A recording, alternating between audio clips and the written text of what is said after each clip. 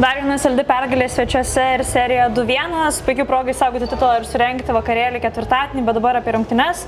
Tai po 2 kėlinių turėjot net 18 taškų pranašumą, kas leido tik dominuoti pirmojoje pusėje? Tai manau viskas nuo gynybos.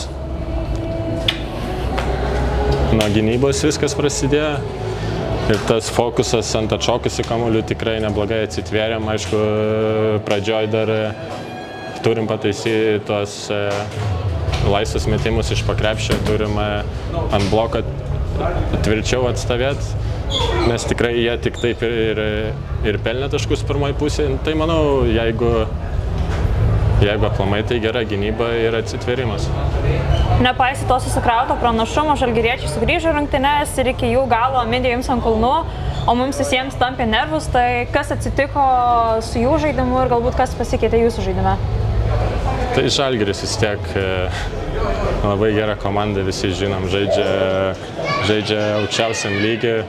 Ir tikrai jam tas 18 taškų nelabai ką reiškia, nes žinojom, kad ateis ir neturės ko prarast, mus spaus aktyviai. Tai aišku, jie ir sugrįžo kaip ir pirmose varžybose iš -15, tai nenustebom, tikrai buvom tam pasiruošę. Psichologiškai dar treneris po pirmos pusės sakė, kad svarbiausia išlikti kaip vienas kumštis, su šalta galva ir koncentruotis į detalės.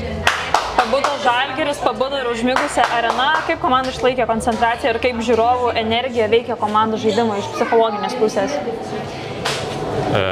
Kaip visai komandai kalbėti, apie visą komandą, tai manau, nežinau, kaip ir sakiau, vienas akcentų buvo, kad išlikti ramiai, su šaltu protu žaisti, nepamesti galvos. Tai manau, kai jie užbėgo tą atkarpą, nežinau, nepasimetė, mūsų žaidėjai nepridarė daug klaidų, tikrai išsivarė kamuolį, buvom kantrus ir, nežinau, tiesiog su šalta galva užbaigėm rungtynes. Kokia yra tavo žinutė fanams prieš galimą paskutinį mačą Vilniuje? Tai praeitą kartą buvo pilna arena, tai nežinau, ko dar.